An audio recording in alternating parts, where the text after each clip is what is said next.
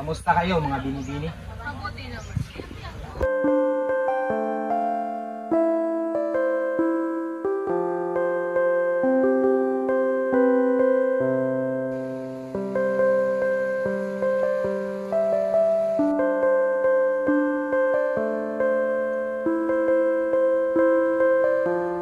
Kamusta naman ang kalayanihan ko?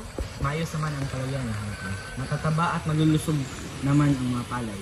At maganda rin ang agos ng tubig sa kalayan kasing ganda mo. Palabiro ka talaga.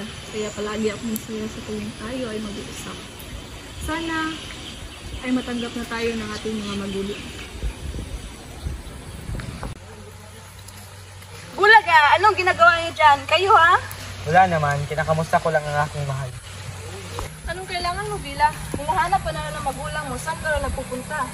Para naman akong bata nito, wala na akong kalayaan. Makinig ka na lang, Emilia, at umuwi ka na sa iyong mga magulang at bagasala rin na nag-aalala na sa iyo. Sige na nga. Paalam, mahal ko. Paalam, mahal ko. Hanggang sa muli. Ang rami nyo ng komedya. Bilis na, Emilia.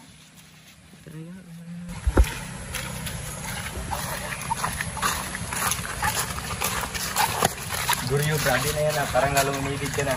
Baka masaktan ka niya, kaibigan. Hindi yan, kakayanin ko to. Tara na nga.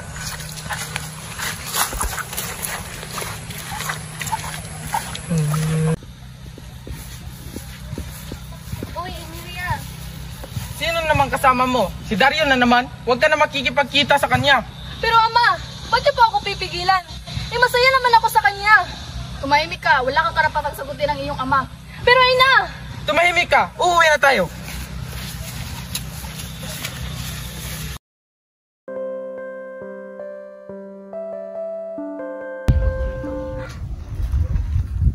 Bella, nasaan si Emilia? Matagal-tagal na rin nung huli kami nagkita. Dario, si Emilia tinatago ng kanya magulang sa iyo. Ganun ba? Di ko kayang mawala siya. Di ko rin kayang mabuhay nang wala siya. Ano ang pwede kong gawin para matulungan kita, Dario? Itong sulat.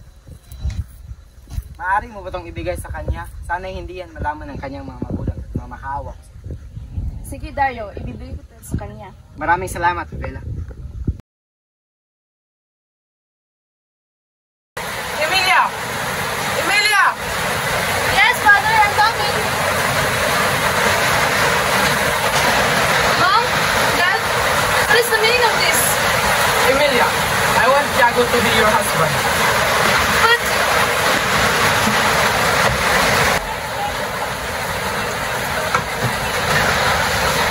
What happened to Emilia? In Rome, what we should do? It is impossible. We should get married sooner. It's about Dario. Yeah, what we should do?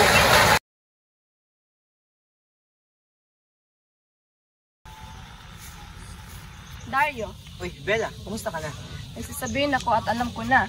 Mag-aalala ka sabihin ko sa'yo, Dario. Ano yun, Bella? Si Emilia ay kakasal na sa iba. Ano?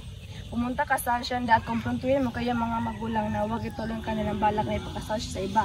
Di mo ba ako nakikita? Isa lang ako magsasaka, Bella. Wala akong mukhang ihaharap sa kanila. Di hamak na mas gwapo at mas mayaman pa yung kakasal kay Emilia. Anong gagawin ko? Tutulungan kita. Huwag ka mag-alala, Dario. Hanap ako ng paraan para magkita kayo.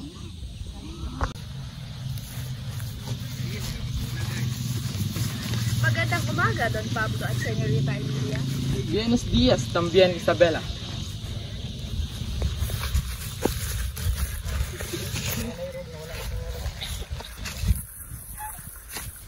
Ang ganda niyo pa rin, Señorita Emilia. Ay, para naman tayo hindi magkaibigan. Yan na lang. Sino yung lalaking kasama niyo kanina? Narinig ko yun, Isabela. Este es Tiago quien sí, casará con ella, Emilia. Papa, punta na muna kami doon.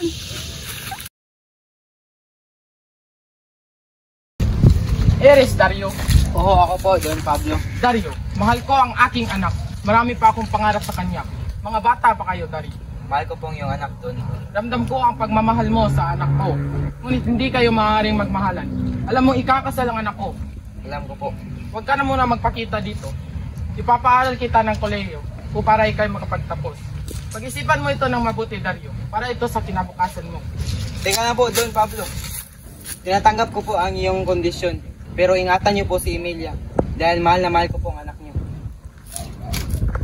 Padre, ¿Es cierto que Dario sí fue de la hacienda? Sí, Emilia.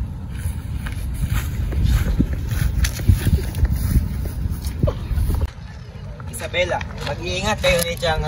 Tutuloy mo talaga pag-alis mo, kuya? Paano na si Emilia, kuya?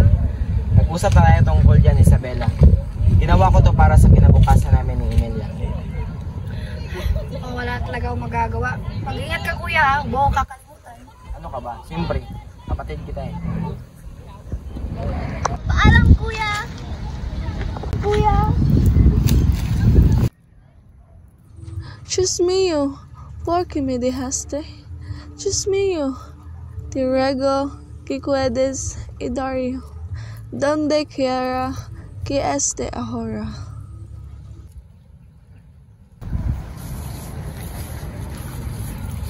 Emilia! Napano ka? Wala na siya, Vila. Nawala ako ni Dario. Pablo, la vea de nuestros se acerca, pero el tiempo pena. Tienes razón, amigo.